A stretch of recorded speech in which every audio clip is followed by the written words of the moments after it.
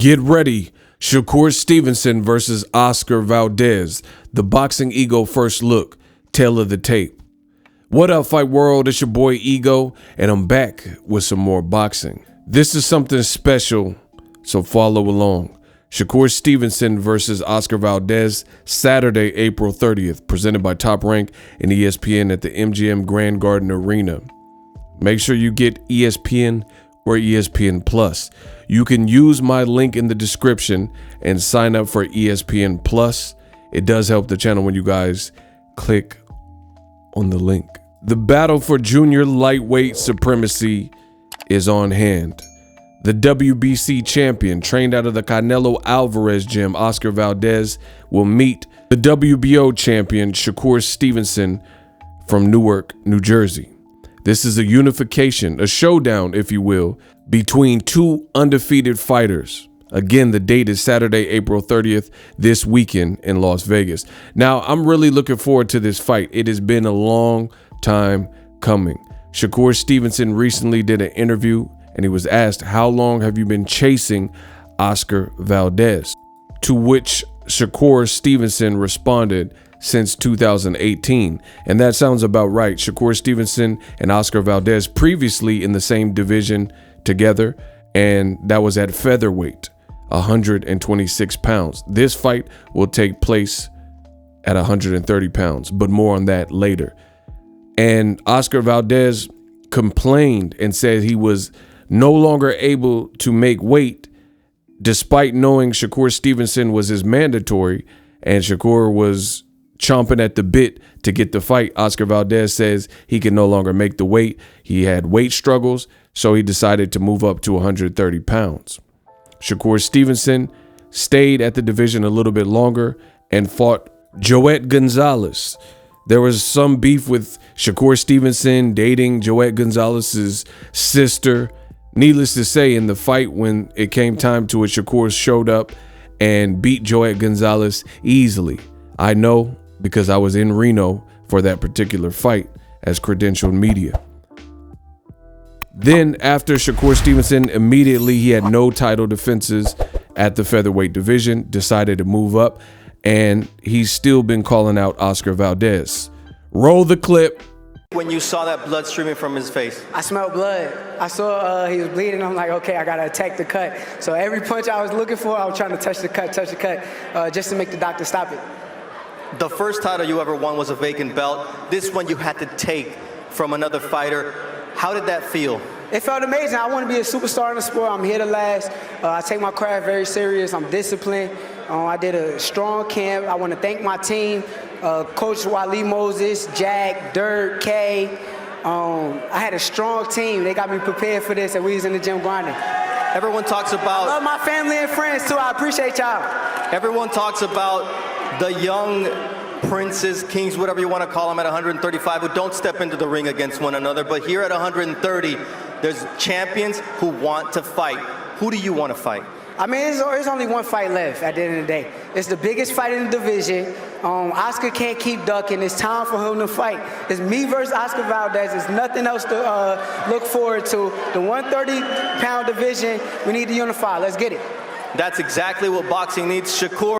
This was immediately after Shakur Stevenson moved up to 130 pounds and fought former Marine and former champion Jamel Herring. Immediately after that fight, he set his eyes and his sights on unifying with Oscar Valdez, and that's where we are.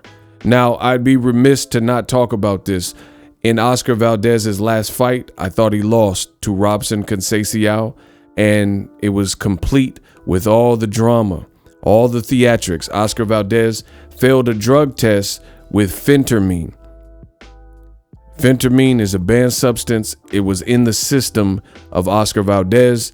He says he doesn't know how it got into his system. Needless to say, the Arizona Commission and the powers that be in boxing allowed Oscar Valdez to continue to participate despite failing a drug test.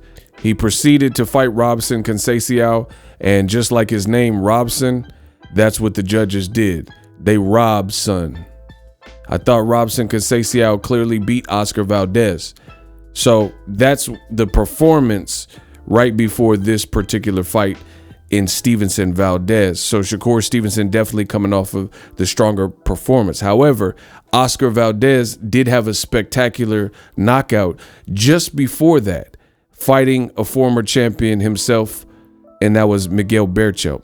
Oscar Valdez was a heavy underdog in that particular fight, and a lot of people thought he would lose to then champion Miguel Berchelt, a big, strong fighter out of Mexico with a big punch.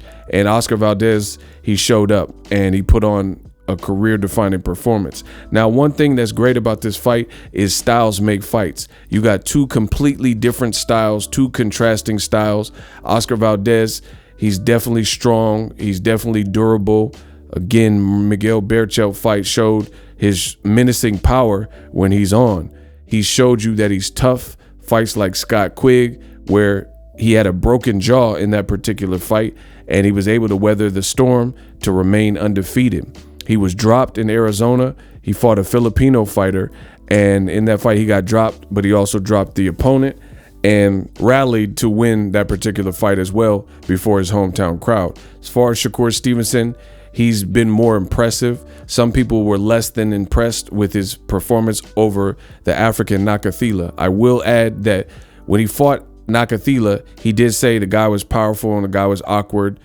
And Nakathila then went on to fight former Oscar Valdez opponent. So basically the leftovers of Shakur Stevenson and Oscar Valdez, two guys who lost to each one of those fighters respectively, then fought on the top rank card. And Shakur Stevenson's former opponent, Nakathila, knocked out Miguel Berchelt, for what it's worth. Now these two will meet up in the square circle to settle it. It's no longer about their former foes and rivals. It's no longer about their past. It is about the current. So this Saturday, I'm looking forward to a star-making performance from whoever is said to win this fight. Now let's take a look at the tale of the tape. Shakur Stevenson has an undefeated record of 17-0. With nearly double the fights, Oscar Valdez is also undefeated with a record of 30-0. In this fight, Stevenson versus Valdez, somebody's O has got to go. Age, Shakur Stevenson is 24 years old, while Oscar Valdez is 31 years old. Shakur Stevenson happens to be the taller fighter, listed at 5 foot 7 inches tall. Oscar Valdez, 5 foot 5.5 inches. This fight will take place at 130 pounds for the junior lightweight division. Only one can be king. In addition to being the taller fighter, Shakur Stevenson has the longer reach. Stevenson's reach is 68 inches, while Oscar Valdez has a 66-inch reach. This fight will take place at the MGM Grand Garden Arena in Las Vegas. Saturday, April 30th, presented by Top Rank, ESPN, ESPN Plus, and the MGM properties. The Stevenson-Valdez card also features Ali Walsh and Shakur Stevenson buddy KEYSHAWN Davis, also a U.S. Olympian, just like Shakur Stevenson himself.